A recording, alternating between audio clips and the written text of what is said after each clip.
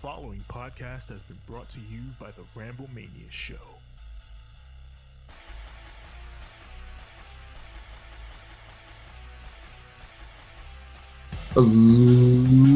Ladies and gentlemen, boys and girls, children of all ages, Ramblemania probably brings to you. It is I, your only two-time inaugural champion, former heavyweight and tag, Hazel the Zombie. Joining along with me, as always, it's your boy, J.A.S.H.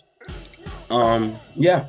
So one half Ramblemania tag team champion, former, and we will get these tag team titles again. That's a promise. We're gonna get them at SummerSlam. We are Twin Magic, and welcome back to another episode of Raw Rantz. We give you the good, the bad, who booked this shit on Monday Night Raw. I gotta say, with the crowd being back after this, I can honestly say this is like the second week and a half since SmackDown started off with the live crowd. Oh yes, everyone. Yes, he's showing it off. I want to let everyone know we now officially have our own Ramblemania Championship pins. I want to send a shout out to my boy Skylar for making these pins for us. Good dude, good fucking dude. Knows how to make these fucking pins. We will probably put his information in the description. I'll probably send the information to the guys and everything. But yeah, we now officially have our own Ramblemania Championship pins, and we're gonna be rocking these for a good minute now. I'm enjoying it. So, I mean, to be honest, how do you feel now with the crowd being back weekly for WWE? I love it. Like, I'll be very honest. Like, we was missing it. Like, it's weird to watch wrestling in silent and just hear the two people in the ring, or when there's a female match, you hear them screaming a lot. It's like, okay. But now that the fans are back, it's like now the fans can express how us that we're watching it at home, how we feel. Like, like if we don't like something, like now it could be like it can be heard now. Like now we don't have. We're still gonna go on social media and type our little comments and what we think and stuff. But now, now as fans, we can go to the show and definitely express how we feel for certain things. So I think it's pretty cool, and it honestly, it brings much more life for the wrestlers that are performing. You feel they feel that energy. You feel me? Like if you're into the match, they're gonna give you more because you guys reacting, your reaction and them hearing your reaction, that's boosting them up. That's making them wanna do some, something a little extra, something crazy. So I think it's pretty dope. I like it. I love it. Actually. Like, I think honestly, I miss having crowds in wrestling. Just be the norm for all of us. And I'll admit we had some pretty okay moments in, COVID era with, the Thunderdome and, the Performance Center and all that other stuff. But we had some awful moments too. Let's not pretend like everything was just all hokey during the COVID era. Everything went to shit. There was only like a few good moments that happened. One of them being, Lashley winning the WWE Championship. That's a huge moment right there. But it sucks that he won it and there was just no crowd. There was just people in televisions watching it. But I must say this because I do remember a few of y'all was saying that Lashley wasn't gonna hold it when the fans came back. And I was very confident. I was like, listen, they're not gonna have Lashley lose that title, man. They I know it looked it like there was times where it looked it like WWE was gonna do that, but they weren't gonna do that, man. Like because it just would have been stupid. Like, yes, I get it. Maybe you wanted to give Lashley the title when they were fans, but fuck it. You didn't. You feel me? He's the champion. Now, don't let him lose it just for you to put it back on him. That's just dumb and retarded. Right now, he has a reign going right now that he's just destroying everybody in his path. You feel me? So it's like Yeah. like honestly, like I agree. Like I agree a little bit, but like I just knew and I had a feeling that they weren't gonna pull that trigger, man. They weren't. Lashley is right now, he's on top, and you might as well keep him on there while he can go. Mhm. Because if you don't and he leaves and he goes somewhere else or he does something else, you're gonna be tight. All right. Well, let's get on to some, really big shocking news before we get on to Raw. Yeah. Um, yeah, what we all know about the whole thing with CM Punk and Daniel Bryan, and that the deal has been set. Leaks have been released about their debut dates.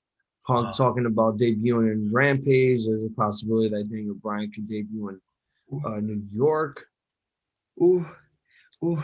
I just want to say to everybody watching, I'm going to AEW when they're in New York, and that also means if CM Punk arrives for the first Rampage, for that first episode, then that means that there's a possibility that CM Punk will be in New York. Like people are saying, all out, that could be a possibility. Or yeah, the first Rampage show in Chicago that they could have him debuting. But it's been said that the deal's been done for both of these guys. That both of them have signed, and everyone is just you know everyone is just exploding with joy. Like Oh, they're already teasing, like they have Photoshop pictures of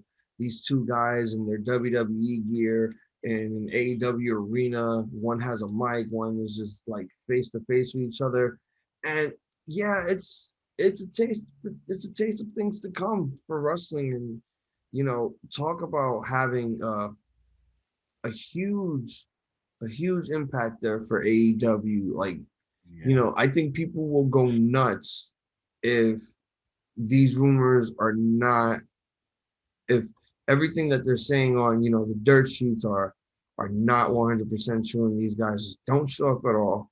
And we just I see would Daniel feel. Bryan go back to NXT, and CM Punk is just, haha, I trolled you again. Oh my, like honestly, like I would be so, I would be upset. I would be upset, but because of the fact that that there's just so much and so many different outlets have the same info and stuff like that, it's like nah, it has to be true. Cause like the one I can see like happening OD is Danny Bryan. That's the one that I can see that's definitely for sure. You feel me? It's Danny Bryan. The one that I'm nervous for is CM Punk. But if he does like come to AEW, bro, oh my god, bro. I mean, they've been saying that he and Tony Khan have been in talks with each other, discussing Listen, ideas, discussing negotiations on contracts, on how they're gonna plan this out. And if this is what's if this is I'm just saying this right now. Like I'm hoping this is the case. I don't want to say that this is not gonna happen, because you know what? There have been moments where they say some things and then people blow it up. They take it out of proportion, and then when that when that thing that when that one topic that got big in wrestling starts, flying around, and the rumor just doesn't happen, people start looking stupid. yeah. So I don't want to just assume that, like, oh, I'm fucking happy. I can't wait to see the American Dragon, Bryan Danielson, and CM Punk in an AEW arena. It's gonna be so cool. They're gonna kick Vince McMahon's ass every week. Like, I'm not expecting that.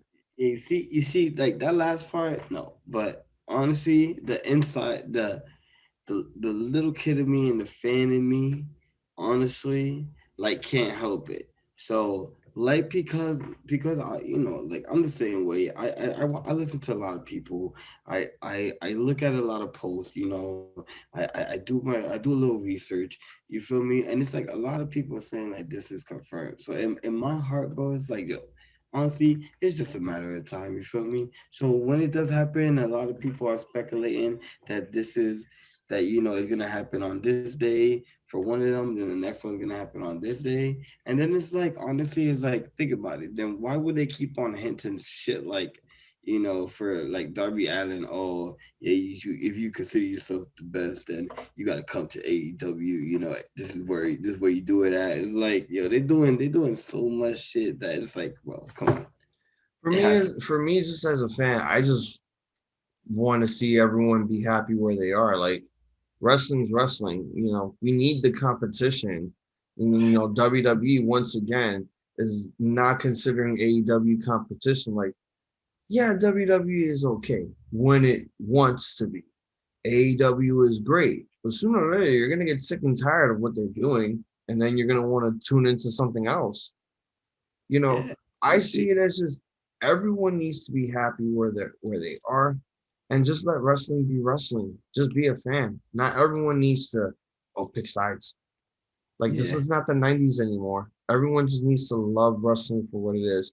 And speaking of loving wrestling, I think I love what GCW has done over the weekend because I think they needed this. They fucking needed this shit to happen, and I think this was the right thing to do. And a lot of people out there are really, really taking this shit seriously. Honestly, Matt this is Cardona, formerly known as Zack Ryder, a former WWE guy, comes to a GCW show, defeats Nick Gage in a death match, and becomes the GCW World Champion.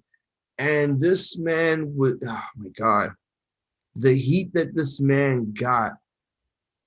I felt like I was traveling through time, 96 WCW Bash at the Beach when Hulk Hogan was the third man for the NWO and they just started throwing garbage in the ring.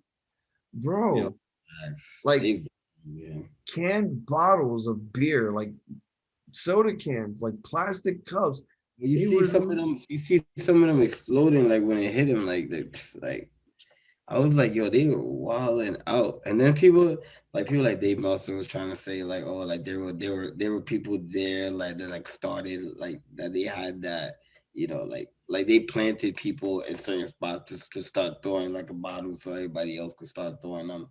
I'm like, nah. that's You can tell in the entrance, you can tell exactly in Matt Cardona's entrance when he came in, when people was taking middle fingers, when people were like, bro, they were not letting him walk through, bro. because here's a former WWE guy coming into a deathmatch promotion, coming onto someone else's turf after Mhm. just leaving, you know, Vince McMahon in, New York or Florida or whatever the fuck their headquarters is. Because people say New Mhm. York a lot. I'm like, okay, yeah, WWE did a lot of shows in New York, but that doesn't mean like they're mainly in New York.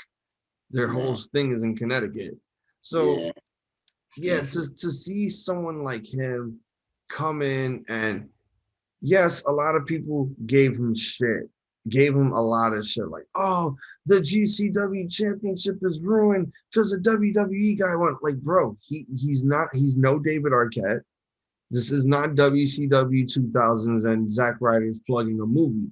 No, this is Matt Cardona leaving WWE, finally getting some resurgence in his fucking wrestling career, and him winning the GCW World Championship was probably that big push for him and exactly what GCW really needed.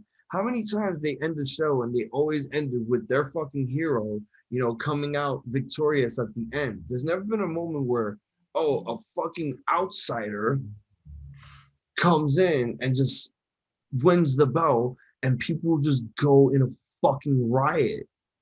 Listen, listen, Matt Cardona is a beast, okay? But my man Nick Gage turned his clothes from white to fucking a bloody mess. His whole shirt was covered in blood. His outfit, bro. Fuck the shirt, bro. The whole outfit. I mean, the shirt was fully bloody from front to back, from top to bottom. Like it was fully covered. But literally, his whole outfit was just a bloody mess. And then you gotta give it to Matt Cardona because at least he cares about the championship a lot. That he took it a shower, he took it a bath, and then took it to Disneyland like he said he was going to do.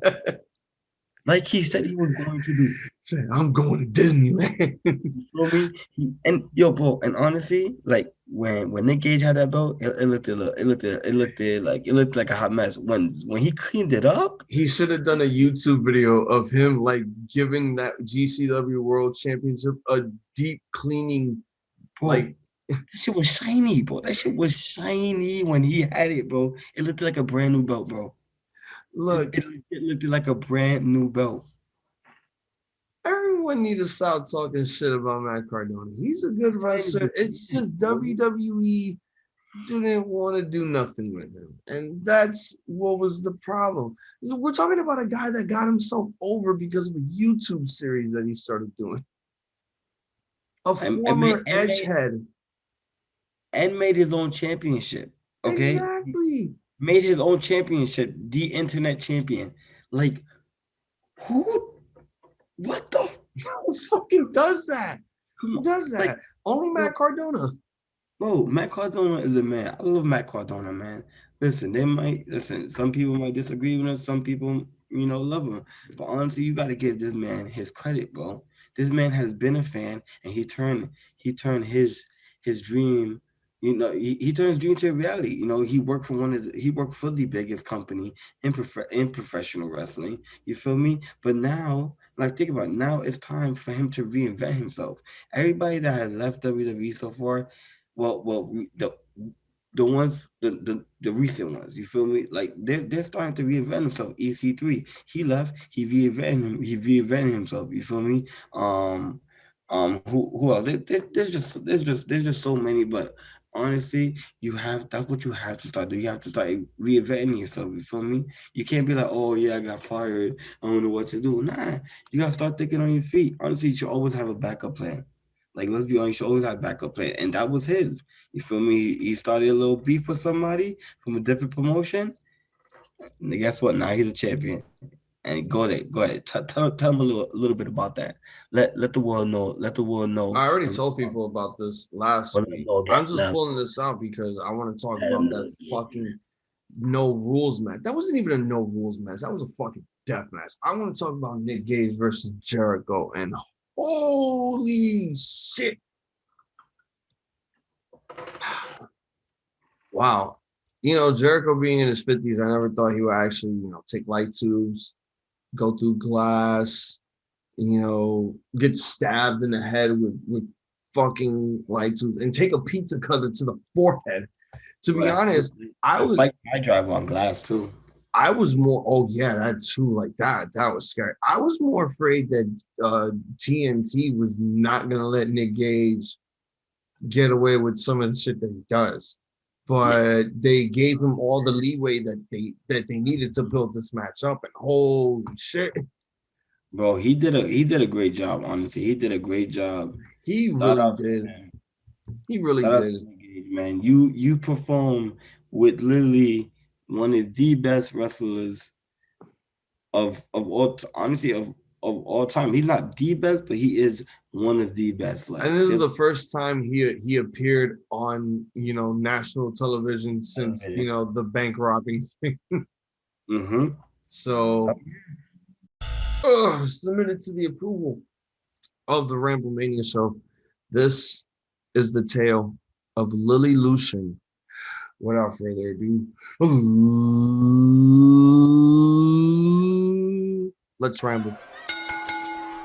Let's ramble. Wait, so we open up Monday Night Raw with a live crowd. I think they're in Cleveland. Are they in Ohio? I believe so. Yeah, they were in Cleveland. All right. Cleveland. So we open up the show with Nikki A.S.H, our new Raw Women's Champion. Comes down to the ring. She's all excited. She has her championship. She's celebrating. She's so happy. She grabs the mic. I was about to say grab onto the mic. Pause. That would have been erotic. Whoa. She has the mic in her hand. She starts off by saying she's always wanted to say this, but welcome to Monday Night Raw. She's so happy everyone is back together, and she's the new Raw Women's Champion. You know, the fans start chanting, "You deserve it," Yo, and it's nice to hear those loud chants from those people. But there was something weird about that whole thing. I was getting some cheers from Nikki, but I was also hearing some boos too. I mean, listen, not everybody gonna be a fan of this, I get like she honestly, like a lot of people say, oh, this WWE's creation. No, this was actually her doing. She created the character. She came up with she has proof that she's the one that came up with this. This was her idea. All she did was pitch it to Vince or whoever's in charge, and they gave it a go ahead. And honestly, it looks like it's working for her so far. Some might say she's just a champion for now, but even if that's so, you gotta look at the message she's kind of spreading. You feel? Because WWE is all about that. You feel like, well, sometimes, but she's trying to spread that message. For the young generation. Honestly, like I like it, but then I don't like it because then it's like it's taken away from the women's division. But then you're sending a message at the same time. All right, So I think let me finish up here. you So got she says she feels like it's a dream. In the past, when she's reached for the stars, she didn't have the confidence to succeed, but then she realized failing isn't a big deal. She's still herself. Her outfit gives her the confidence and reminds everyone that they could overcome the odds.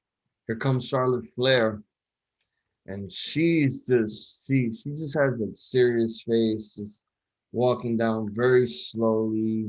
Yeah, so she gets in the ring and she just starts condescending Nikki, saying that she's a living fairy tale, but it won't have a happy ending. She is a disgrace to the WWE Women's Division.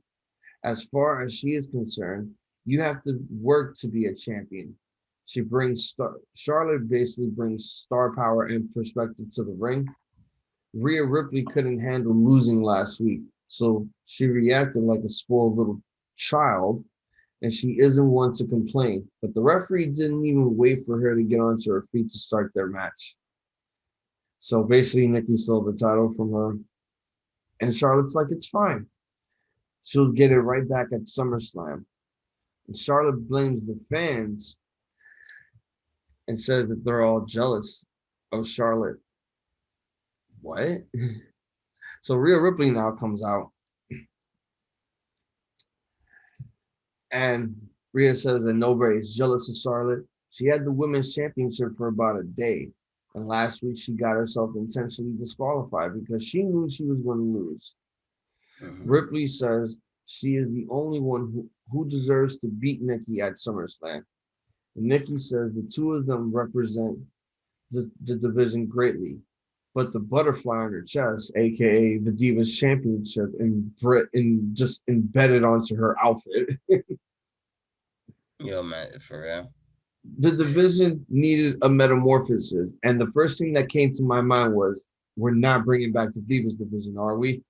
Because you said butterfly on your chest, and you said you need a metamorphosis. So I'm just like, is Eva Marie gonna transform into the fucking butterfly belt? I'm dead. And Charlotte is just sick of, Nikki's delusion. So here comes Adam Pearce and Sonya Deville. They come out to the stage. And I find it weird that Adam Pearce just came out to, Sonya Deville's theme. Like, she has her own theme, but Adam Pearce doesn't. Like, what the fuck is going on? She's the boss, bro. She's the new boss, bro. She don't have to charge. He works for her. So the girls are arguing in the ring, and Deville says it's only fair to do what's right, and that's to book a triple threat match for the title at SummerSlam. Why? We have a lot of other women in this division. Nikki don't need to be facing Charlotte and Rhea.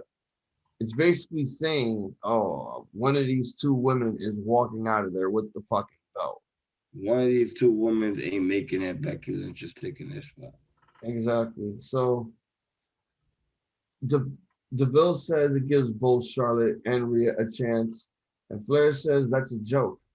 She wants a match against Nikki tonight to prove that she isn't in her league. Nikki accepts the match, and Adam Pearce makes it official.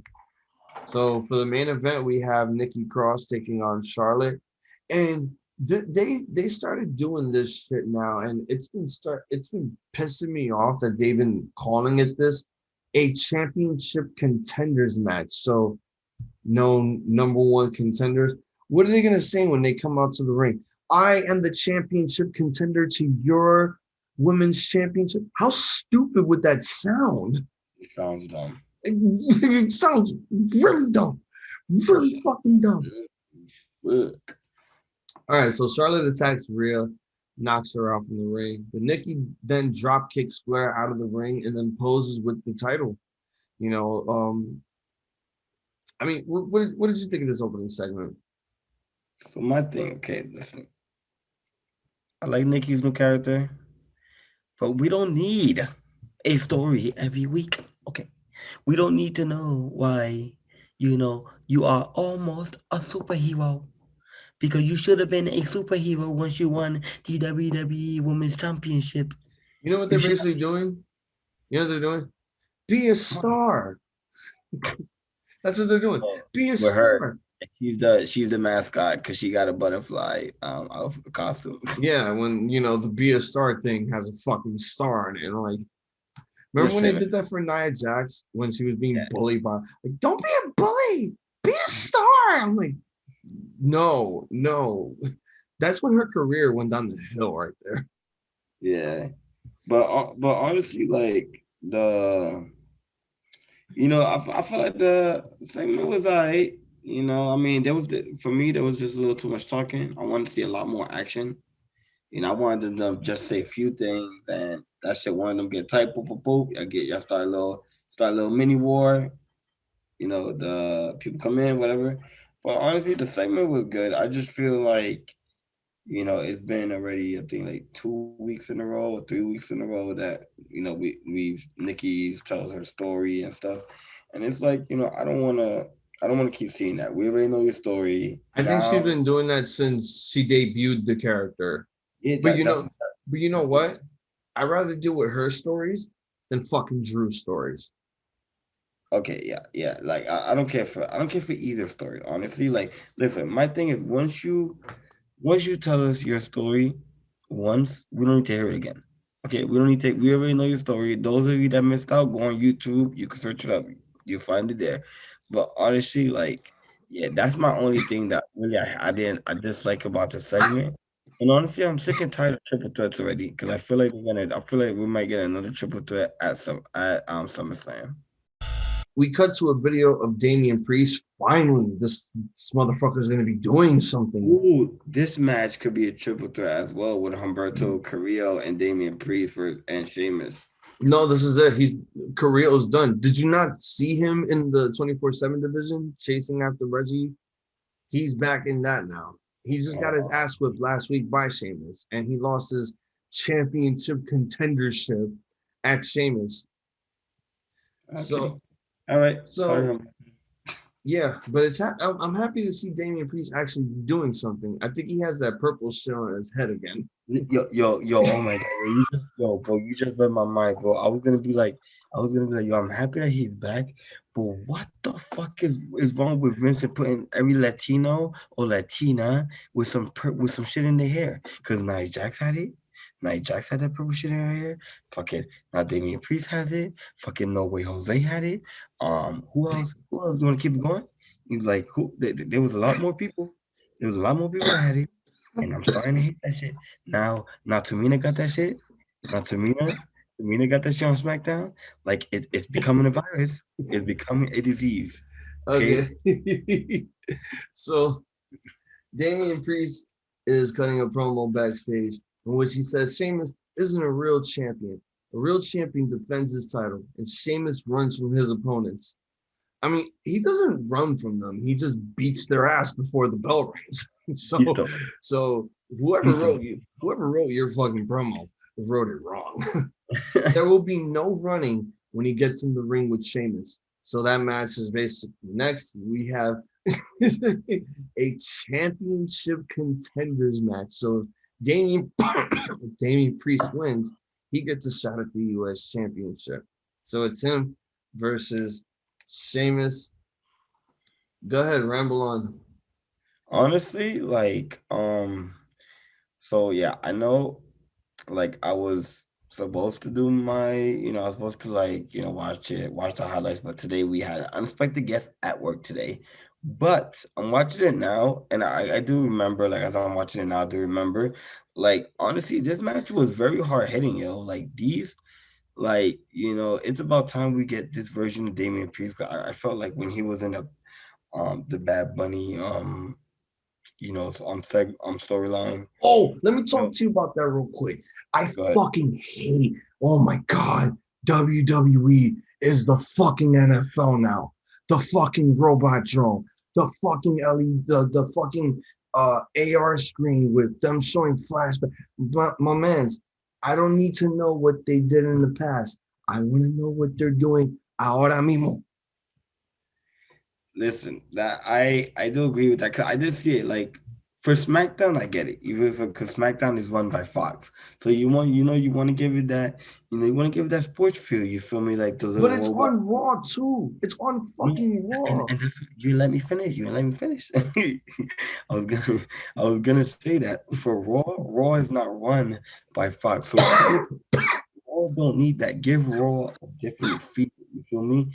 Give it something different. Don't give it that because that's what Fox do. You feel me? Like don't try to steal what Fox. Well, the ideas that Fox are giving to you for SmackDown and then trying to use it for Raw because then it looks stupid. Like hello, the USA Network is not. Well, it's the US. Well, they were on Sci-Fi, but the No, no, USA Network. no. Raw was on USA. NXT was on Sci-Fi because Yes, of the Olympics. thank you for correcting me. Yes. Um, So yeah, yeah, so Raw, Raw is run by a different network. I feel like it should be a different feel. I like how SmackDown how they think it looks nice with it because one Fox is blue. Hello, Fox is like white and blue. Like let's be honest. So I agree, but I only disagree for the Raw side. SmackDown, good. Raw, caca. So yeah, continue on. What did Okay. So yeah, so nah, yo, there was Damian Priest. Honestly, like there's a few moves that when he does it, like you can tell like it don't hit. But a lot of like his hard hitting moves, like the running clothesline from the, like when he just repels off the ropes and he just like jumps and clothesline. Like when he did it to Sheamus, that was a good one. There was another maneuver here. Hold on, let me see. Oh yeah, the choke slam from the ropes that was the sitting choke slam that Yeah. shit that was pretty dope. And honestly, just I feel like in this match as well, like I just seen now as well, which I remembered, he did like a spot there where he kind of like botched a move there that he was going for. It looked kind of weak, but other than that, honestly, like these two, is like what you always expect from two hard hitting guys. You expect them to really like give it their all, beat the fuck out of each other, give the fans a good match. Which I felt like that's what it was. It was a pretty solid match. Honestly, we haven't got to see Damian Priest a lot, and this really showed the fans what Damian Priest is capable of. And I believe he re-broke Sheamus' nose. I don't. I think so. I'm not. It kind of looked like he kind of broke it again, but when he had the Yo, mask off, I'm just like, finally he like. I don't mind Sheamus wearing a face mask because it makes him look more healers. Because like, oh, that mask is a weapon. Like even if you know he fucking headbutts someone, that could still be considered a disqualification and He's such. on Cody. He's on Cody vibes. Remember when Cody had the mask on and he was disgusting, Rose? Yeah, but here's the thing. Disfigured, disfigured. Cody was pretty. Sheamus is Hey, hey, hey, Sheamus. hey. Sheamus is handsome for his, Yeah, but he was no his. dashing Cody Rhodes, okay? He So he could be was dashing. He he could be was back in that time. dashing. I believe he was the Great White. That man was a shark, an Irish shark. Yo, a lot of people they want his old school song to come back. The shame for shame, nice man, the cares in it. All right, Yo, so this match for me, it was a good match. It was sluggish, from the start because they kind of fucked up on a lot of things. There was an arm drag that I was just like, ooh, that looked pretty rough, and Sheamus kind of landed on his shoulder like pretty bad there. Like there are certain things that a big guy could do, but not a lot, especially since Sheamus is not a guy with, you know, a lot of quickness and agility in his arsenal. He's more of a powerhouse and a brawler. That's yeah. why, like, you know, again, I'm not hating the match. The match was okay. I'm just happy that, Damian Priest is doing something. Like, he was, like, right after the whole thing with Morrison is like, oh, they kept him in catering prison for a fucking month and a half. And, it was just like, oh, let's start giving Karrion, like, TV every week going after the US title again. It's like, that's cool, but it's also annoying knowing that the same guy is still chasing after the same fucking title. Yeah, his ass up every time. I think the match here was just, it was good for what it was. Good for an opener. I mean, they could do more. They could do a whole lot more than what they put out here. I think they just need a little bit more time to gel.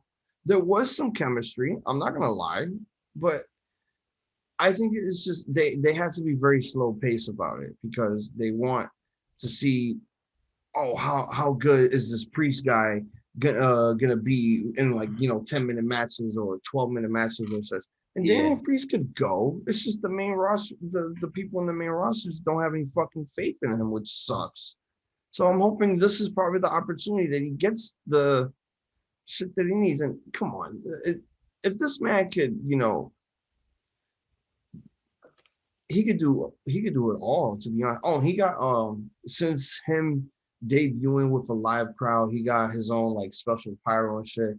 He has his own graphic name template.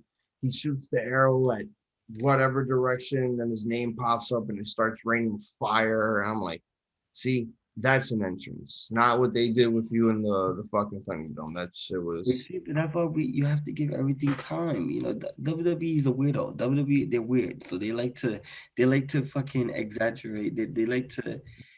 They like to make us wait a very long time for shit, bro. Like You want to talk about waiting for time? I've come to realize that with WWE, like I said, like even when we want a certain person to be champion, right? And I'm like, yo, like some of us are always like, yo, like their time will come, but then like some of us are like, no, but we want it now. You feel me? But but then it's like if you just wait, you feel, because that's the WWE always builds long ass storyline. Like for example, and then we're gonna continue. For example, Edge versus Seth. That wasn't a long storyline. That was all the way back from when he was in Authority, in the Authority, and now they're getting back to it because Edge is clear. If Edge wasn't clear, then they would have never got back to it. But look how long that storyline built. Yeah, And now, true. and now look where we at. So that's why I always tell people, I'll be like, yeah, you want this and that to happen, but think about WWE is all about the long run. So Mhm. now we go on to the Raw Tag Team Championships being defended. AJ and Omos taking on the Viking Raiders. Go ahead, ramble on this match. So if I'm not mistaken, I believe this was their last shot. Uh, I, I I think no, I know. No, I'll tell you why. so. I'll tell you why. I'll tell you why. Because they I believe they said, I believe AJ and Omar said it last week. Like, they already beat them. They don't know why they're getting another rematch. But this is their last shot. If they lose, they ain't getting no more. Well, as long as they're champion. So honestly, this match was pretty good. It's for me, it's what is expected. AJ doing majority of the work. Omos is there. Omos is there for for the important parts. Either to save AJ out of a predicament, or to like break up a fall, whatever. But honestly, I don't want to hear no complaints from people because honestly, Omos plays his part. One, he can't like he can move, but he can't move that fast. You feel me? He is a very big man. So what he does, honestly, for me is acceptable. You feel me? Because you get Yeah. Yeah, I'm good. Go ahead. okay. Do want to make sure. Yeah. So like almost plays his part. You feel me? Yeah, it's not a lot. I would like to see him do more, but he is a very large man, and there's only but so much this man could do. But I will say this: when he does it, he executes it very well, like very well. I don't think there's been not one time that he has botched his finisher. His finisher, he every time he hits his finisher, it looks beautiful. You feel me? Anytime this guy gets in the ring, he does his little the things that he has to do. He looks amazing doing it. So honestly, this match was a lot of back and forth. AJ taking a lot of the damage, of course. Um, but honestly, this plays out for a good storyline, definitely for AJ, because AJ is the little guy, and with AJ being a little guy and then talking all that hot mess, he has the big guy that's there to to pretty much have his back. And this match definitely delivered. Yes, of course we know what the Viking Raiders could do. They're an amazing tag team, but honestly, I want to see where they go after this because honestly, I felt I I, I don't I didn't think they were going to be AJ and Omos for the title, but I do feel that they deserve the title somewhere down the line. Cause, and this will, well, I'm not gonna jump into it because we haven't go to the segment, but later on you will see why I said that this is their last time because one last week and then two, you're gonna see what happens a little. We're gonna talk about a little bit what happens later on, and who's pretty much their new rivalry.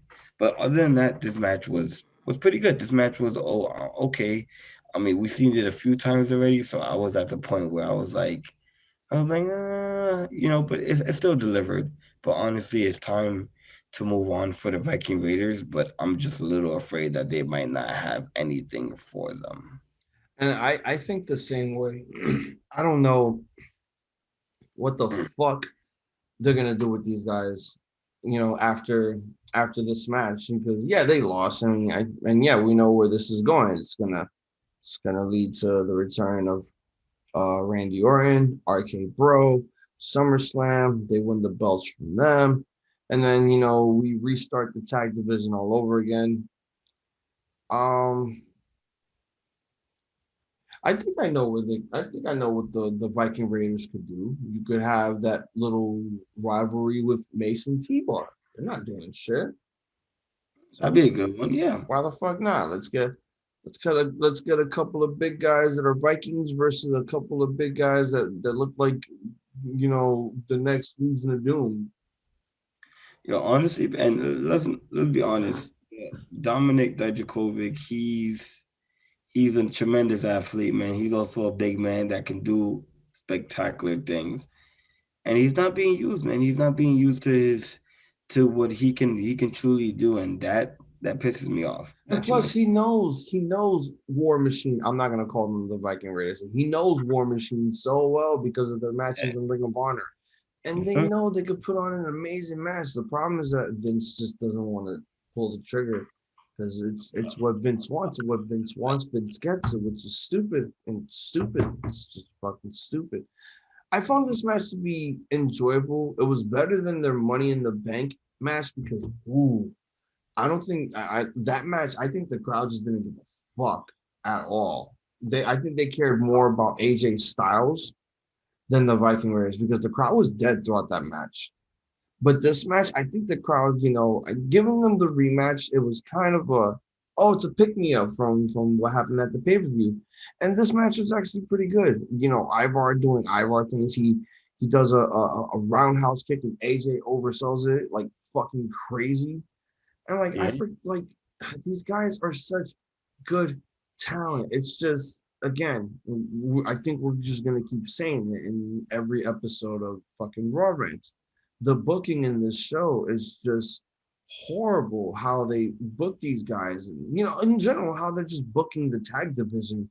It's completely just out of whack, and it's confusing at this point. We now have another match with Drew McIntyre taking on VEER. Before the match, so Drew McIntyre has a fucking a little plastic stone slab to put his sword in. Like that shit is styrofoam that's fucked because they had to make it feel as if it's stuck there and it doesn't move, it's not wobbling, it's it stays there. Put it in the butt is what they say. So Jinder Mahal comes out, and he comes out with VEER. No Shanky because Shanky took 24. People said it was 24, bro. It was 21 chair shots to the fucking back. 20s. It don't matter.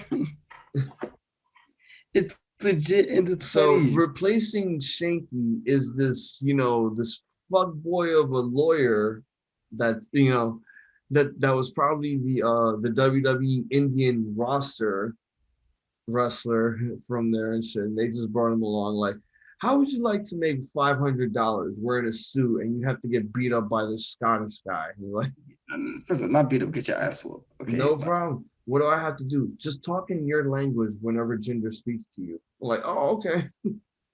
Drew must apologize for what he did to Shanky last week, or he's going to get sued.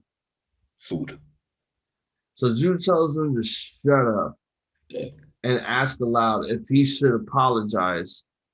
I mean, you should. You should. You beat a guy that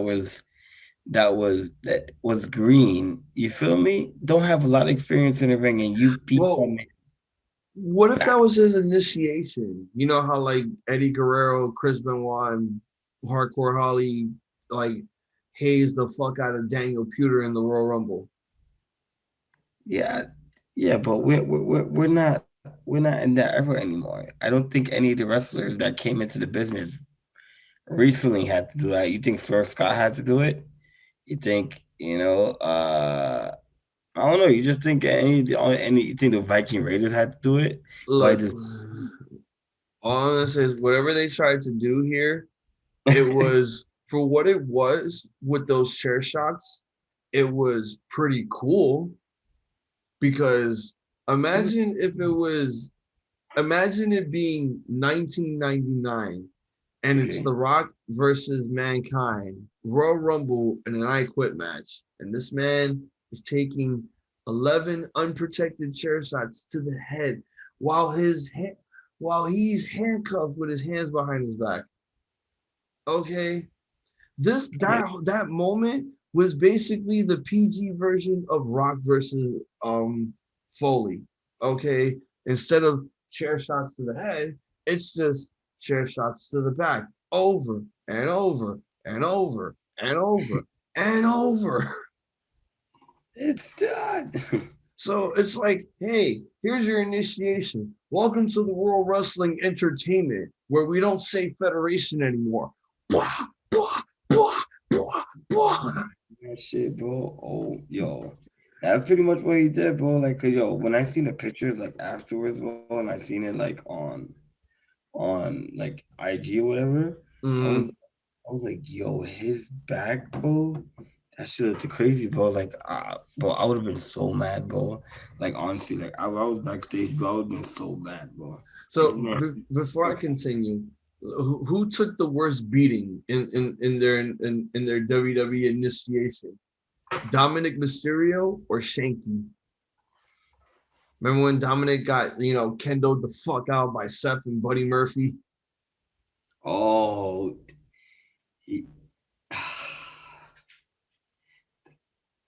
Seth. Dominic. It would have to be Dominic because it was only Drew with the chair on Shanky. You had Buddy Murphy and Seth beating the shit out of you with kendo sticks. And people said that was the most uncomfortable moment in wrestling history because it was basically just like, it was straight up torture. But it literally was the most cringy shit I've seen in wrestling so far. Like in my head, I'm like, yo, he's like, yeah, he's of age, but he's still young, bro. Like, but you're beating the fuck out of him with kendo sticks, and it wasn't like it was one like you and Buddy Murphy had one. Nah, you guys, after you guys fucked them up, you guys took more and then kept on beating his ass with it. Like, yo, that was. And then just to see how his body looked after. I find it to be such stupidity that the man that like. I'm gonna get some drink, but you can still talk. I can hear you. The kitchen's right there. All right. I just find it to be a bit obscure that a man that beat you with a stick countless times while your father was watching in agony was the one who basically befriended you and decided to make out with what the fuck? What the fuck was that angle all about? Okay, so let me continue here. So yeah, Drew tells Jinder to shut the fuck up and asks the crowd if he should apologize. The crowd chant no. McIntyre asked them if he should beat VEER within an inch of his life, to which they say, yes, yes, yes, yes, yes. And Drew gets the crowd chanting, Drew is gonna kill you. Drew is gonna kill you. Drew is gonna kill you. And I'm like, they should not be saying that on the main roster. I understand NXT, but you can't be saying kill on fucking main roster. That's evil. You can't. That's it. WWE, you can't control the crowd. That's it. The crowd's gonna chant whatever you want. You're gonna just have to like it. Yes, if they tell Roman Reigns to go fuck himself, that you can't cut that off. You can't censor the crowd. You gotta let them express how they feel. So listen, they changed his they didn't even add his missionary position line when they reposted the video on YouTube. That was bullshit. Like when I found out that they edit that shit, I'm like, bro, then you should have never said it on fucking live television to begin with. I mean, if Fox and USA, if the networks are telling you you could still be PG, like you could go a little bit edgy, but you got to keep it PG. And they're trying to throw all this random innuendo and subliminal messaging and things that are just fucking subtle to the core. They say this stuff on these promos and like, yeah, that's gonna give some shock value. Yeah, that's gonna fucking give some oohs and some ahs. Here's a little history lesson for you. Okay. Today marks the day that, Triple H and Shawn Michaels were really going to start their feud going into SummerSlam. Remember when Shawn Michaels got his head bashed in on a fucking car? Yeah, I remember that. Okay, and Triple H is like, going out there to save his friend. This is like when they started the rivalry and they were trying to do this. Who done it? Who fucking bashed Shawn Michaels' head with a car? And, Bischoff... Watch who makes their debut. Bischoff comes out and he's like, looks like you guys aren't friends anymore. Hey, cat. So he's like, and Triple H is like, you think I did this? Fuck you. And then everyone just stops and has that serious face like, yo, he just said fuck on live television. Like, everyone stop what you're doing. Get serious and have that OMG face when Triple H says fuck to Eric Bischoff. Okay, this was basically this whole dumb shit. All right. So this fucking match takes place. Let me just explain how it happens before you give your opinion. So VEER has a chair. How does it know? How does a disqualification happen? Does the person that uses the chair, hits the opponent with it? Doesn't he lose the match, and the person that was hit with the chair wins? Yeah. So here's a question. Answer me this, because this logic made no sense. Why is it that VEER had the chair and Drew did the Claymore with the chair in VEER's hand, hitting VEER with the chair with his foot, calling the match a disqualification, giving Drew the win? I don't know, but I'll tell you this.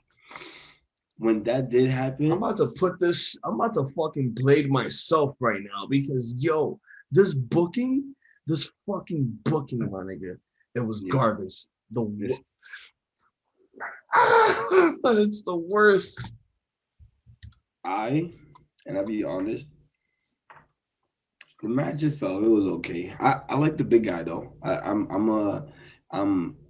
honestly, when they were with Malcolm Bivens, I was a fan of him and his other boy.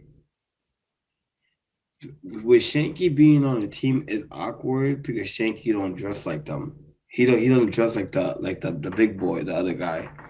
Mm-mm.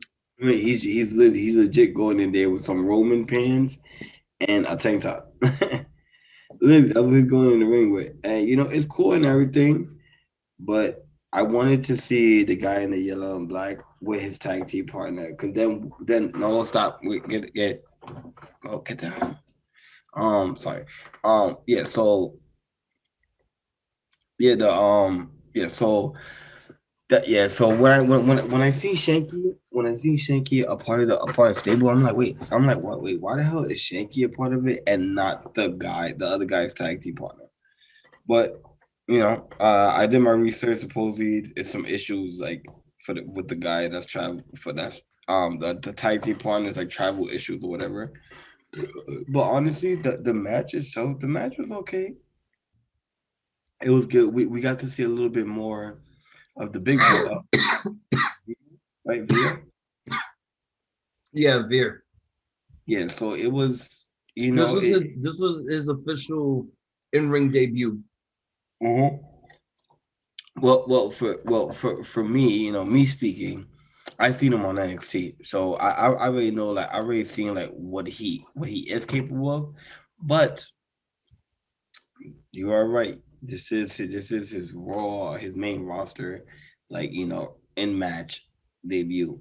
So and honestly, yeah, we got some of us got to see him in NXT, but let's be honest, NXT don't have a lot of big guys.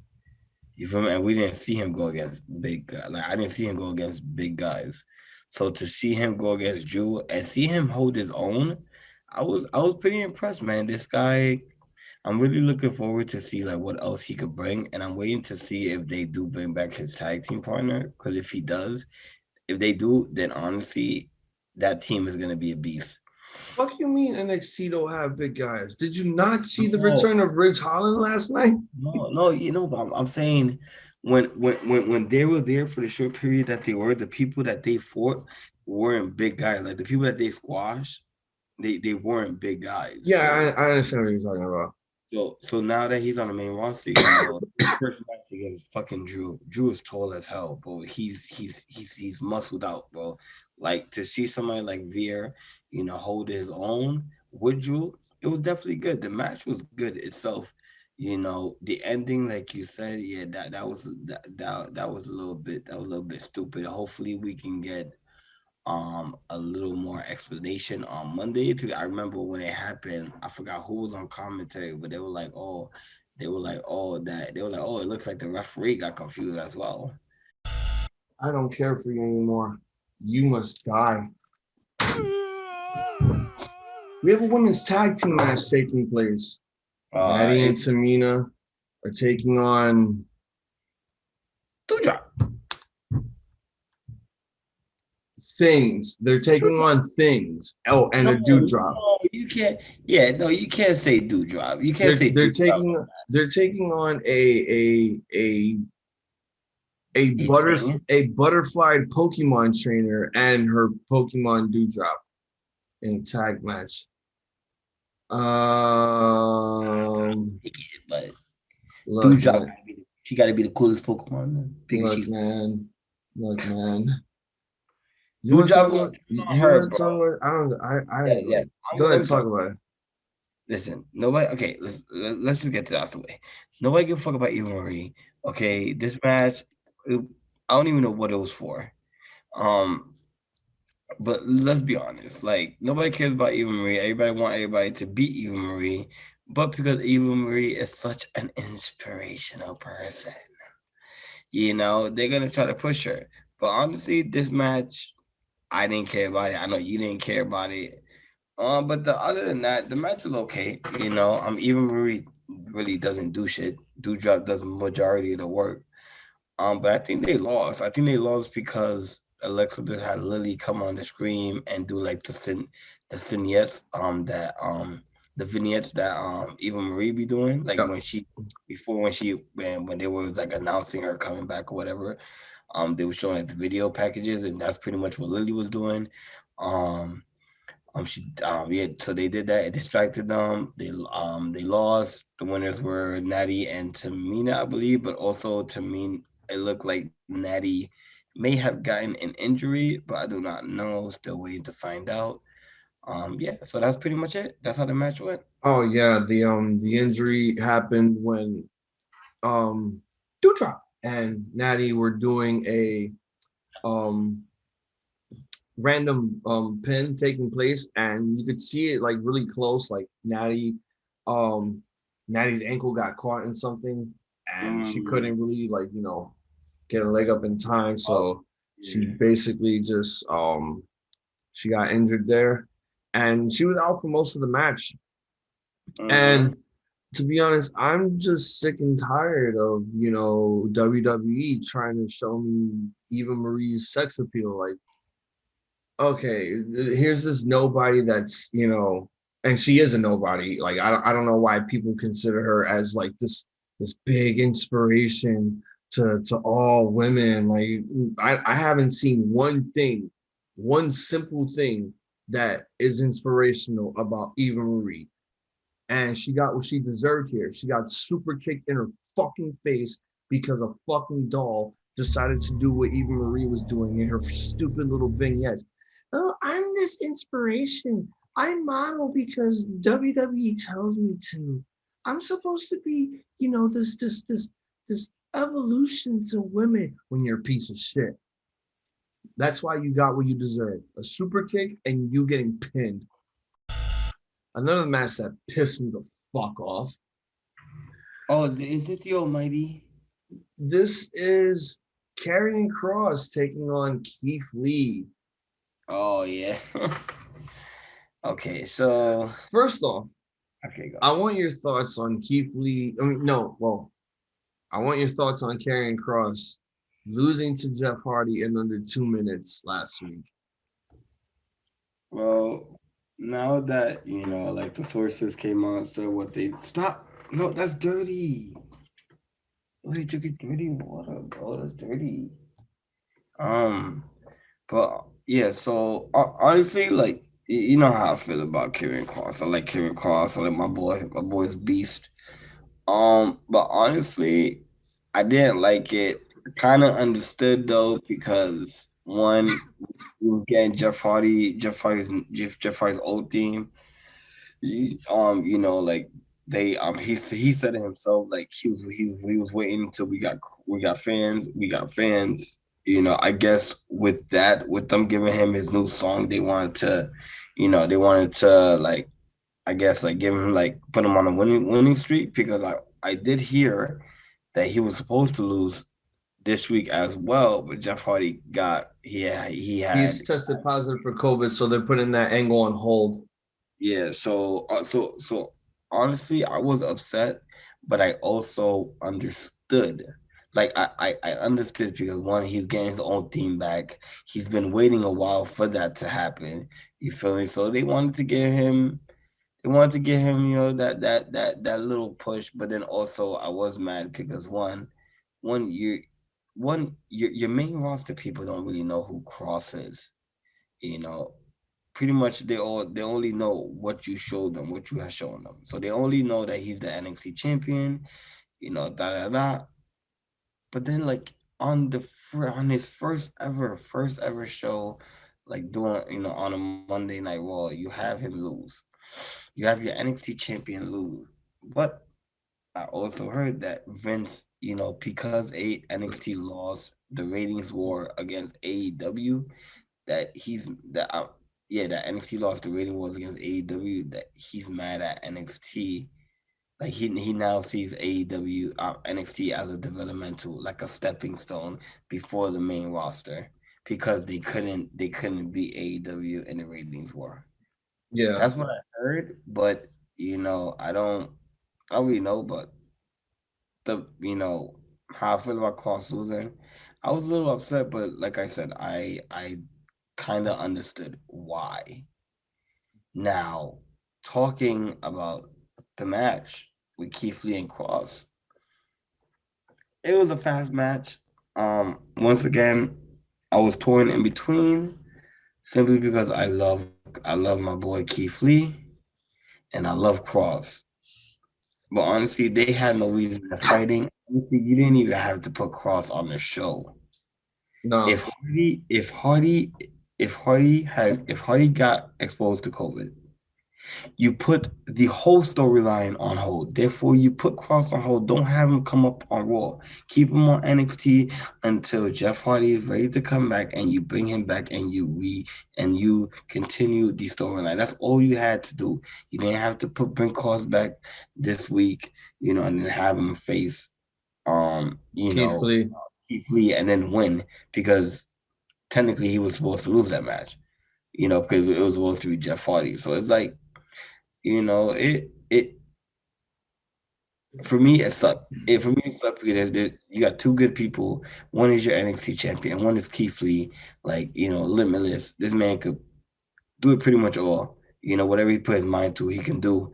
And you made him look weak, and then you make Cross just look stupid. Like, you have him lose the first week just to have him win the second week because of something that happened that WWE couldn't control, whatever. And that's what I'm gonna say about that match. You can say whatever you want about the match, but I'm done with that. I'm gonna be You know. honest, I didn't like it. Did Mhm. not at all. I agree. I mean, yeah, the match was good, but it was again, you're stuck between a rock and a hard place because like I don't want Karrion Kross to lose. I don't want Keith Lee to lose. WWE Oh, you're gonna get is mad tomorrow. I'll tell you this. You're gonna get. But go ahead. WWE is not smart with booking sometimes. You can have these guys, you know, do a double count out or no contest. We didn't need one of these guys becoming the fucking sacrificial lamb. And it sucks that for 2 weeks in a row since Keith Lee made his return, he's back to losing again. I Mhm. understand I like when he made his return against Bobby Lashley. I understood that. Bobby needed someone to destroy because expect the unexpected with WWE. They want to keep fucking doing this shit and not give anyone else opportunities. They want to keep bringing back their fucking legends. And that's when fucking Oldberg made his goddamn return. He made his challenge to Lashley. That pissed me off. The thing with Karrion Kross and Jeff Hardy, that pissed me off too. But I wasn't pissed off to the point where I got online and started saying, these guys got fucking buried. They're buried. Their careers are over. No, like that's what everyone was doing. Like, bro, just because Karrion Kross lost to Jeff, I understand. And he's the NXT champion. I understand. But understand this, a legend taking on a new guy in the main roster. The new guy is going to lose either way. But there was a problem with that. Karrion Kross is the NXT champion. Mhm. The You know, champion will always be on top. here's what's so wrong with booking. They make Jeff Hardy lose on that stupid main event show just for him to win on the main roster. That makes no fucking sense whatsoever. Now don't, Jeff but Hardy's jobbing out on B shows. bro. What? Hey, bro. But look, this match again, I enjoyed it. I just didn't like how they again. This is the problem with booking. I just didn't like how they try to do it. Look, I'll say this. I just read maybe like 15 minutes ago that supposedly Vince is gonna put Scarlett back with Kross for the main roster. I mean, if that's what they're gonna do, then you know what, go for it. But I think it's, I mean, putting his girlfriend back with him is not really gonna change anything. Everyone is still gonna remember the fact that you debuted on the main roster as the champion and you lost to fucking Jeff Hardy. You're the fucking champion. Where is the logic in that booking? Vince man? I understand if it was the Attitude Era, like, oh, if the Godfather beat Triple H in some random fucking match. I'd understand that. Because there wasn't any developmental, shows at the time for WWF. It was just Raw and SmackDown. Mm-hmm. That's But right. this is just, it was just off the wall. And again, this match in particular with Lee and Kross, maybe you were right. Maybe Kross should have never appeared this week because yes, Jeff Hardy has tested positive for COVID. Maybe they could have just put this angle on hold. Mm-hmm. Or come on, guys. You guys are in fucking Ohio. You mean to tell me that you couldn't get a fucking local from Ohio to come in and just job out to Kross for fucking 90 seconds? No, for real. You mean to tell me you couldn't do that? You had to make Keith Lee be the sacrificial lamb of this whole fucking thing. Yo, honestly, I'll say this, but I don't think. I don't know, man. I'm not digging this. Like, yeah, Vince is technically ruining NXT, guys, and it sucks. So the match basically ends with Karrion Kross countering Lee's Spirit Bomb, goes for the Saito suplex, hits him with the Doomsday Elbow, and then puts him on the sleeper. Lee trying to fight it off, trying to make it seem like he has a fighting chance of coming back alive, but he submits. Good match. It's just WWE. You're doing something wrong here. You're doing something literally wrong here. You're having two NXT guys face each other that people like, that people want to see progress onto the main roster, and you're doing this type of bullshit. Fuck you. Fuck off, man.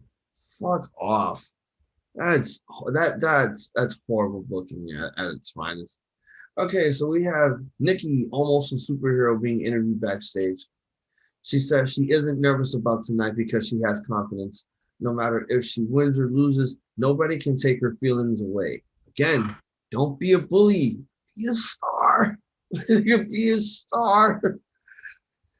Ripley appears and says that she admires how much Nikki believes in herself. However, she believes that at SummerSlam she will win the title. Tonight, though, she hopes Nikki gives Charlotte hell. It's Ali's retribution as he takes on his former retribution mates in a tag match. The debuting team of Ali and Mansoor taking on Mace and T-Bar. Go ahead, ramble on this match.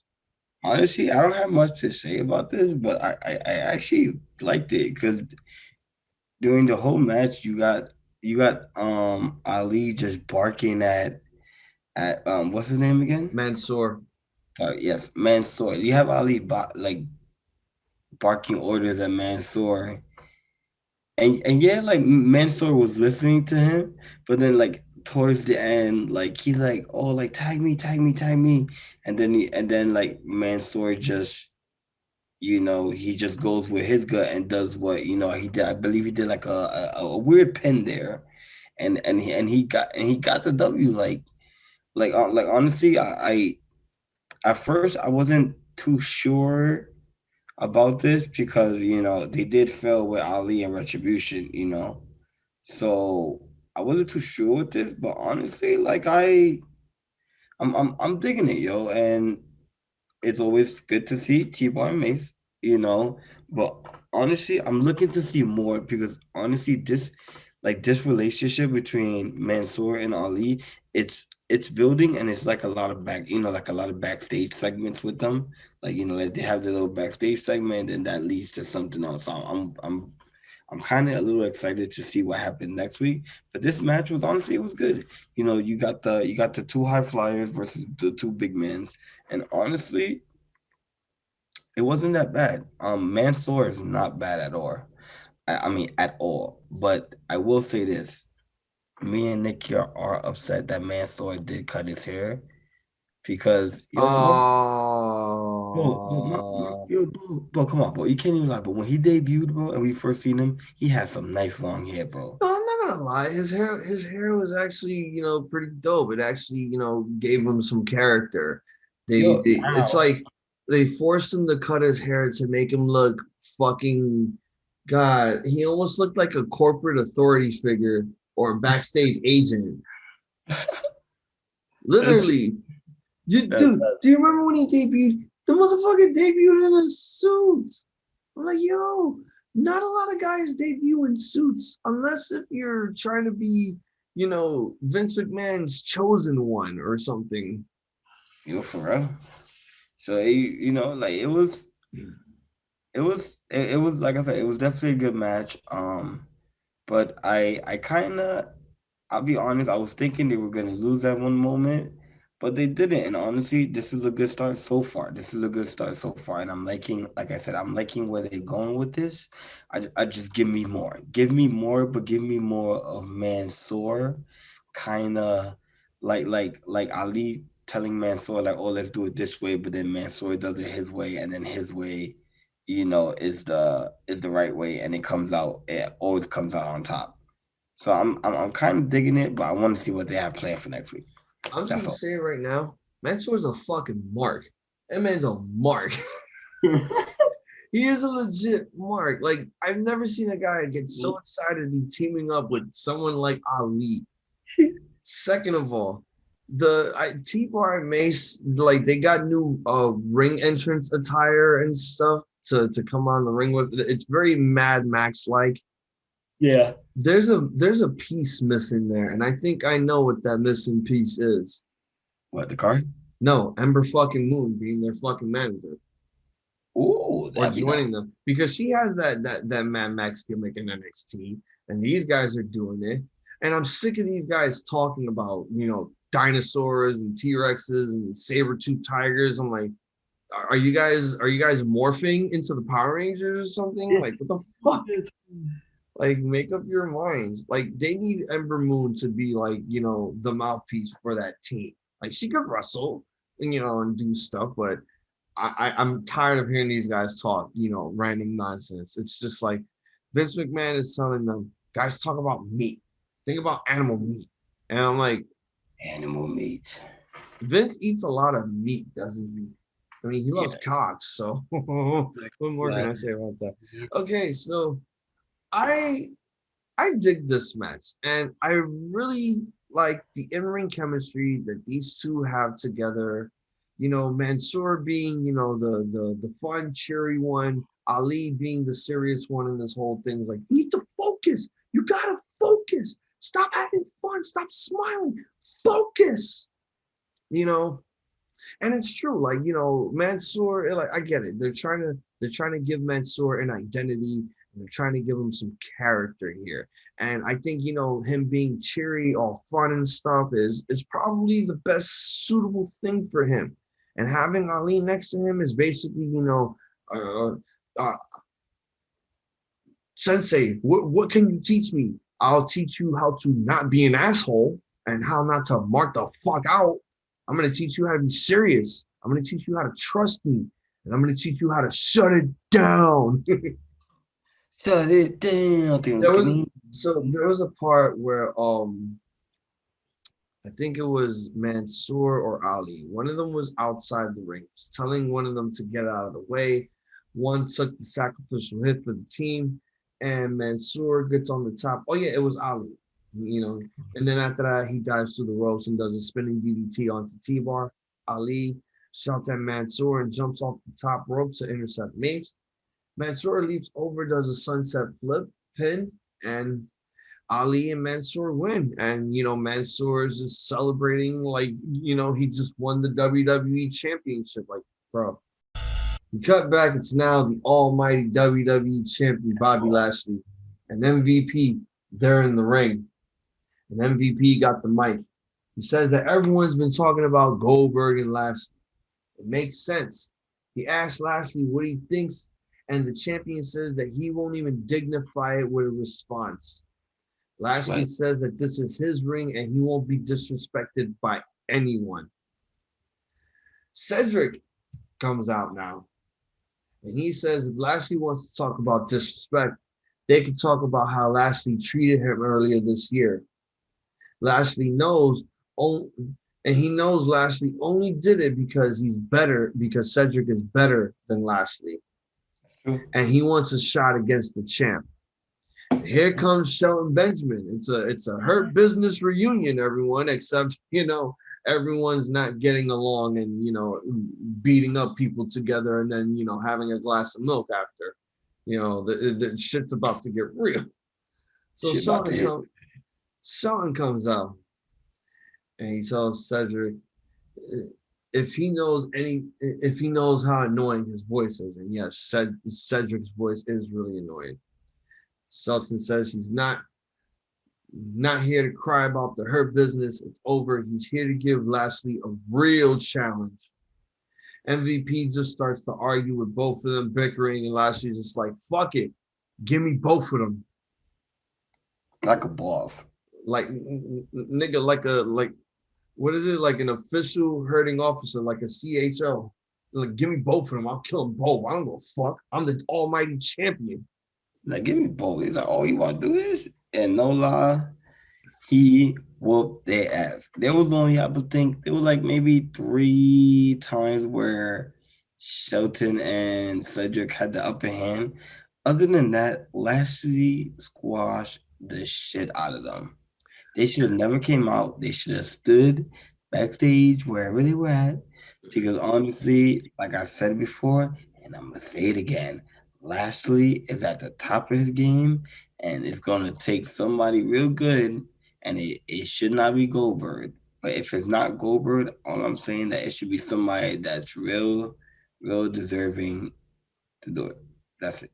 Yeah, I mean, look, this match was, it was just a fucking murder. That's what it was. And at the end with Lashley trying to tease, everything that's gonna happen at SummerSlam. And I think this is one thing that bothered me about the end. The way he did the finishers. I think Cedric should have been the one to take the jackhammer instead of Shelton, and Shelton should have taken the spear. Okay. I could agree. When he gave Shelton the jackhammer, it looked sloppy, and it looked like he couldn't even fucking hold him for more than 10 seconds. I was like 3 seconds, and then bam. I'm like, damn, Lashley, you're supposed to be this almighty champion, and you can't even fucking hold up Shelton Benjamin for more than 5 seconds? Like, at least do it as Cedric. It would have made it like more dominating and shit. Yeah, that's true. That's true. I agree. But yeah, I mean, it's basically the same thing like on SmackDown. Roman Reigns is not accepting John Cena's challenge for the Universal Championship. Oh, here we go. Bobby Lashley is not accepting Goldberg's challenge for the WWE Championship. So what is this now? So SmackDown does one thing, Raw has to do the other. SmackDown did Hell in a Cell because they didn't want to do Roman versus Ray. So Raw got so pissed off that Vince said, fuck it, I want Hell in a Cell on the USA Network. The fuck, man? Like, dude, you're doing the same booking for 2 angles. Oh, both of the champions don't want to face part-time legends. Cool, but we need more than just the same thing coming from 2 main event guys from 2 different brands doing the exact same thing on 2 different shows. What the fuck is going on here?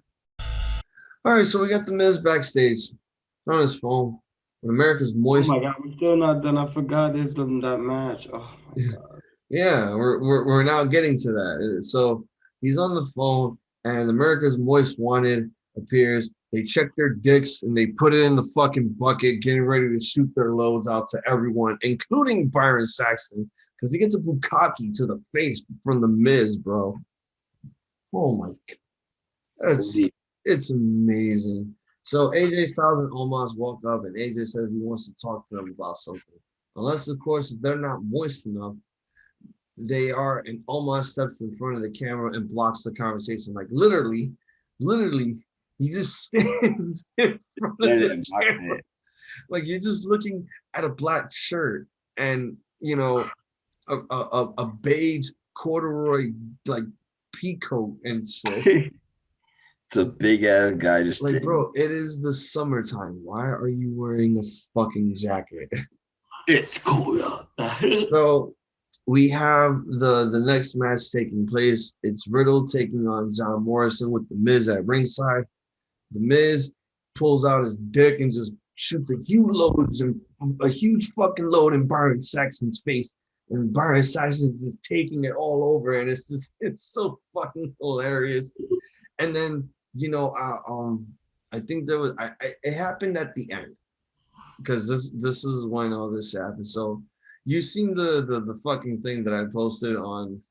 Yeah, so we have Omos basically outside of the ring, and Miz is in the wheelchair, and he's having his Vince McMahon moment. So he takes his dick, he fills it with fucking fake cum, and he shoots that shit open the fucking air, and he's like, ah! I'm like, what the fuck? See, this is what I mean when the network is telling WWE get a little edgy, but you got to keep it PG, and this is as PG as they go. Definitely with the Miz. Especially if it's happening to Byron Saxton. So yeah, ramble on this match with Riddle and Morrison. It was a good match, man. Like we seen it I believe the week before, right? They fought the week before, I think. Oh, maybe it was the week before. Wait, But I talked about it last week. Did they fight? No, it wasn't. They fought, but it was a 6-man tag. It was Riddle and the Viking Raiders taking on Omos, AJ, and John Morrison. But I think I even think the week before, like because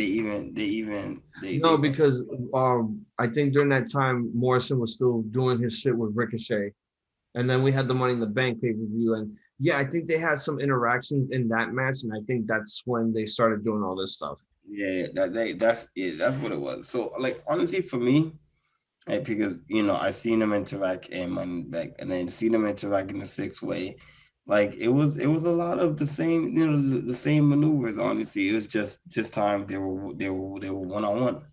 But honestly, it's a good match. They both athletic in their own way. Like Matt Riddle, he could do the flippy shit, but he can't do the flippy shit like Morrison can. Like Morrison, like he's parkour, so there's a lot of stuff that he can do that Riddle can't do. But Riddle is also talented, so like he got the MMA background, so he's good with the kicks, he's good with the punching, he's good with the submission. So it was definitely I would say an all arounder if you really think about it, because Morrison is at the point where we remember him from back in the days. You feel me? Like he was a lot slimmer back in the days. Now he's gained a lot more mass, so he hits harder and stuff like that. I would say the same thing with Riddle. I mean, Riddle came in like very fit. You feel me? He still got the same body tone that he came in. Yeah. But honestly, it was a good match. I would say it was pretty equal. Like there's really nothing bad about it. It's just they're just throwing Riddle into this because they're now trying to set up this whole angle with him and with AJ and Omos, and Orton needs to return next week possibly so he could save Riddle, and then we could start this whole angle, get it up and running and shit. This is just something for Morrison to do because since Miz is injured, they're not really doing anything, so they're just feeding Morrison to the wolves for the time being, which is great. Get the veteran to do something with these young guys and then get them over. You get a few wins here or there, but the young guy has to get over overall.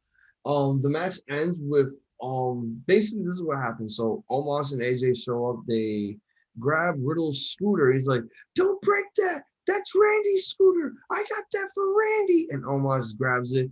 You can literally tell that the scooter is like he didn't literally like break the scooter in half with his legs. Yeah. You could detach that shit from out of the fucking socket and hold on to it. So he detached it and then he just fucking yanked it while he had it between his knees, making it look like it broke. Because it's difficult to break something like that. Yeah. So yeah, Riddle gets pissed and Morrison tries to take advantage by grabbing Riddle for an incredible spin out torture rack bomb. Oh yeah, it was Morrison that won. Morrison actually hits the Starship Pain for the win. I know he won. That's what I was saying. I was like, he won. Yeah. So after the match, AJ and Omos, they come into the ring and they start beating up on Riddle. AJ hits Styles Clash. Yeah, he hits the Styles Clash on Morrison on Riddle, sorry. While Morrison and Miz take out their dicks and they start squirting all over the place. After a Styles Clash, so they were climaxing. They were masturbating and climaxing to that finish there because they were. Once Styles hit the Styles Clash, they were like. And you know what? Not a single parent complained about all the innuendo that happened in that fucking. Because it was funny. Because it was funny. It's like, Mommy, I want a dripstick. No. You're not getting a dripstick. You're not getting any of that shit because I'm going to write a letter to the toy company about that stuff. 24/7 championship is being defended. I'm not talking about this match. I don't care for it. I'm not talking about it. You can talk about it. I don't have nothing to say. All Reggie did was this. Flip.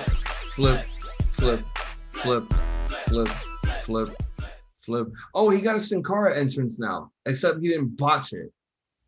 He ain't botched that, bro. He's too athletic for that. He got a fucking trampoline outside the ring for him to do like fucking side flips and shit. Isn't it great to have a wrestler that doesn't botch a fucking trampoline spot? Yeah, great. It's awesome. But yeah, he wins, and then the fucking jobber squad of the 24/7 division run out.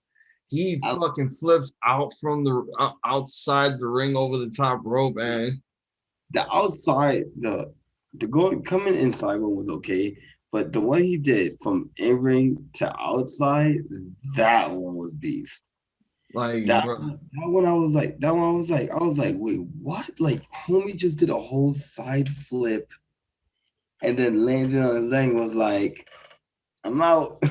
Yo, I was like, nah, Reggie's definitely a different breed when it comes to the flips. I give him that. I mean, I was kind of shocked that they would literally, I did not think. In all my years of watching professional wrestling and sports entertainment, in the words of WWE, I did not think out of all these years we would actually get Reginald being the 24/7 champion. Yeah, I didn't think that. I thought like once he got kicked out of Nia Jackson, out of that group with Nia Jackson, Shayna Baszler, I thought he was just like done for good. Like, nah, they legit got him. A whole fucking thing.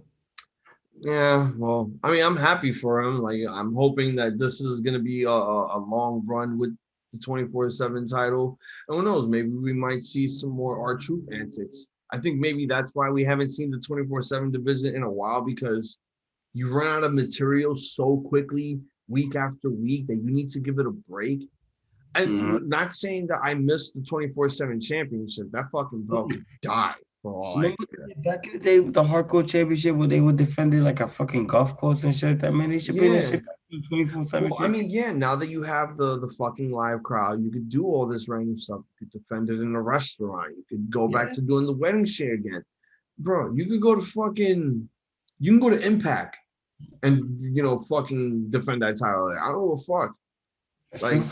it's now time. Well, I'm not gonna take a stand and say it's the 24/7 division needs to start, being on TV more. But I think it's now time for them to start branching out some new ideas for this 24/7 division, especially now since the world is technically back to normal. In a way. In a way. That's why Jeff Hardy is tested positive for COVID. All right, I gotta sneeze.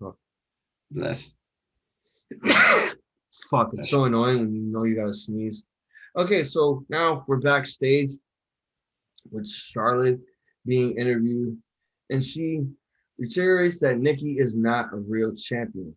Flair says she's sick of the almost a superhero. She proves tonight that Nikki is not on her level, and at SummerSlam, she ends this almost a superhero fantasy. And then we have our main event, which is Charlotte Flair taking on the Raw Women's Champion, almost a superhero, Nikki A.S.H. Go ahead, ramble on. Woo! All right. Let me just say this. Okay. We seen this little rivalry between them already. You feel me? We seen what to expect. But honestly, like Nikki has been giving it her all these last few matches that she's been like this girl has legit, is legit putting some of the best matches that she's done since being on NXT. Let's be honest. Well, we could say also, when she was teaming with Alexa, she had some good moments there, but she's really grown. Like she's really grown, and she's really developed. Since going to the main roster, and I gotta give it to her, man. Like she's put a lot of work. She did great in this match, but let's be honest, man. WWE, it's a Flair. It's a Flair. Listen. In the women's division, until Becky Lynch come back, because Sasha Banks is on SmackDown, Bayley's on SmackDown. You feel me? They're on SmackDown. But until Becky Lynch comes back, WWE's gonna give it to Charlotte, because and another thing I'm gonna say this is that I also heard that WWE is trying to have Charlotte break Ric Flair's record, but in the They've feud been saying that for a fucking while now. Yeah, so like honestly, I don't want to see Charlotte as champion, but I could see them doing that definitely if that's the goal that they're trying to reach. Is for Charlotte to beat her father's record, but in the women's division, I get it, but honestly, I don't want to see Charlotte win a championship. She does good chasing a championship, and she also does good when she is champion. But honestly, right now, like you guys got a few decent females on the roster that could be champion. But yeah, other than that, this main event was good. Charlotte proved a point, honestly, once again. Like, I really does this, and you're not on my level. And she just like fucking was like tearing her up, bro. I think if you look at the match, and you see like Nikki Cross's body. Yeah. Like she took some marks, bro. Like she has some marks on her, and honestly, I'm a little nervous for her when it definitely comes to this triple threat. If it does become a triple threat with the same people, I'm kind of nervous for her, man. But oh no, it's officially booked. It's Charlotte and Rhea Ripley and Nikki A.S.H for the Raw Women's Championship at SummerSlam. So I'm a little nervous, but I think she could get the job done. I don't think WWE is gonna pull the plug so quickly on her. But I am a little nervous. But for that match, I'll definitely say like it was entertaining. It was definitely good, but I don't want to see it again. Like I don't want to. And that's all I gotta say. I'm done. Yeah. So this match for me, it was good. And you know what? I'm actually digging the fact that the women are actually closing out the show. Like this is the second time since the crowd coming back and shit and them going on tour that they've had the women, main event the show. Last week we had Rhea and Charlotte for the women's title. with Nikki A.S.H cashing in, winning, ending the show there. Yes, To her opening the show, to actually Nikki closing the show. And I like, good step for the women's division, but still not good enough. Like, let's put these women in the main event of our live television shows, and maybe they'll stop talking shit about how bad we booked the women's division. No, it's still, you book it horribly. You think that what you could put them in the fucking main event to make things all better? Like you just put a band-aid on that big boo-boo that you have there at WWE. You think it's just gonna be all better? Fuck no. Like you're still making this the women's division probably the worst thing to see on television. It's bad enough you have this fucking bitch Eva Marie there. You have Charlotte basically burying everyone. You don't know what to do with your fucking women's tag division. You're confused out of your ass at this point. But this match, I actually really digged it. I dig it on the fact that, there's a story here. Even though it was, minus Rhea Ripley, there was at least something going on here. They want to see if Nikki A.S.H could, fit in the main event spot with Charlotte, Rhea, Bayley, Becky, all these other women that have been former champions that have done main events in certain places before. And she wants to be in that certain mold. And yes, once again, it proves that, Charlotte is, at the top of her game, burying the fuck out of everyone, because that's literally what she's doing. I'm not going to say she buried Nikki A.S.H here. It's just like, again, the reason why they gave her this, the reason why she did the almost a superhero gimmick is because, again, she almost needs to feel like she's going to have the victory here. Being almost a superhero means that you're this close, you're seconds away from achieving your goal, but there's always going to be a roadblock ahead. You're gonna have to fucking overcome that roadblock every fucking time in order to fulfill your purpose of being a superhero. Okay, just because they gave her the women's championship doesn't mean that she's officially a superhero. She fights like a hero. She just has the heart of a champion. But WWE needs to make her have that heart of a champion character feel as the superhero. And if you can't do that, then you're doing something wrong. Yes, sir. You're definitely right about that, bro. Superheroes do take losses. Why do you think fucking Superman got killed by goddamn Doomsday? Okay? Heroes need to take losses. The villains need to have the win sometimes. I don't mean this like, because Charlotte's a heel, she has to win. She wins all the fucking time, whether people like it or not. So I think her doing this is just a way of showing that, yes, nobody is on Charlotte's level. And yes, Nikki is living in a fantasy land because she believes that she's a superhero. Much agreed. At the very end of the match, basically what happens is, Nikki A.S.H goes for her patented finishing move, her flying crossbody. She flies to the skies, but then, Charlotte Flair counters it with a roll through 1, 2, 3. The match is over. Kevin Patrick, of all people, wants to get in the fucking ring now and interview Charlotte. I'm just like, we didn't need you there, buddy. Stop doing Tony Schiavone shit. Okay? Stop doing that. So basically what happens is Charlotte mocks Nikki after the match, and she was expected for Nikki to be a loser, and says putting on a mask and a cape doesn't make Nikki better than Charlotte. No one is in Charlotte's league. Nikki just snatches the microphone, and again, here we go with the story shit. I am almost a superhero, and it's yes. When you're doing that promo over and over and over and over again, it's annoying. It is really annoying because once again, it's don't be a bully, be a star. Be a star, my friend. She might have lost the match, but she proved that she could almost win. See, again, this is what I'm talking about. It's like I I may be the champion, but you know what? Charlotte may have won, but I came in second, and that's all that matters is that I came in second place in that match. So her failures mean absolutely nothing. Not a damn thing.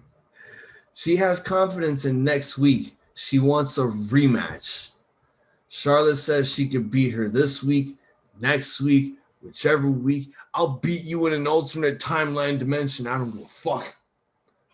Charlotte extends her hand and Nikki shakes it. Why would you shake this woman's hand? Do you know that she is the dirtiest queen in the game right now?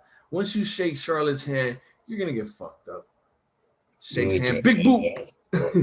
She gets a big boot. She gets a big boot for her comings and, you know, her success. Then drags Nikki outside to where a kid has a Nikki A.S.H sign and chops her. Hold that. So Charlotte puts Nikki back in the ring and big boots her again and poses over her, closing out Monday Night Raw. And what a show. Week 2 with Monday Night Raw and crowds. Go ahead, give your overall thoughts and grade the show. It was a good show. Honestly, there was some parts where, I really didn't care much about, but honestly, it was a solid showing. And you guys know the thing with me. As long as they got the storylines building for the storylines that they do have building, the only thing I would say, the Kross one, you should just never put him on Raw this week. Knowing the Jeff Hardy situation, he didn't need to come and get a win when he was supposed to lose. You didn't need that. Honestly, get it together with the women's division. I hope Nattie's okay. Let's see. Drew, stop beating up on rookies. Let's see. Other than that, man, the show was good. I'll give it a. Fuck that. Not Drew. Stop beating up on rookies. Drew, stop stealing other people's wins that don't belong to you. Oh, that's it. Yeah, like what the fuck. And honestly, like I would say, it was a solid show. So I'll give it a 3.5, man. It could have been a lot better, but it was solid, man. You can't expect too much, but I'll say this and then I'm done. They need to start giving us like some better storylines, because some of these storylines, like it's a bit cheesy, and that's all I'm gonna say. With that being said, mine is a 3.5, and you may go, sir. Look, I enjoyed what they did on certain scenarios. Other parts of it was just, why is she still here? Why is NXT guys facing each other? And why did one of them need to lose? It didn't need to go out like that. It was bad. I think overall, the whole booking of this show was horrible. I didn't like how they booked some of the stuff here. How they're portraying everyone, especially, going into SummerSlam. They need to, come up with good shit, because you're going to give us a fucking 5-hour pay-per-view. You know you are, if you're going to be doing it in a goddamn football arena. I enjoyed what the women did here. I mean, it is kind of annoying that it's like, oh, it's the Charlotte Flair show, but it's basically what it is, because anytime there's a championship involved, Charlotte's going to be around, getting her opportunity without even, working for it or earning it. It's just, I'm a Flair, so I deserve this. I deserve this. I deserve this. And, I want the main event this time, all that other stuff. Trying to make it look so spoiled. I'm not digging it. But, it could have been better if Nikki had a new opponent to face, instead of just, adding her to the Charlotte and Rhea angle. He wants to face Becky. She said it. She said it already. Oh, we'll have to wait till SummerSlam to see if that actually fucking happens. She wants to face Becky, though. She said it. As far as I'm concerned with what they're doing with Doudrop and her fucking her Pokemon trainer. Yay. I'm hoping that this, I shouldn't be. I'm not giving this whole thing any praise, but I'm hoping that this gives this gives us the perfect opportunity for her to leave her fucking Pokemon trainer, get rid of the fucking Doudrop name, and go off on your own. Or you could join Bliss in her fucking playground, which would be even better. Mm-hmm.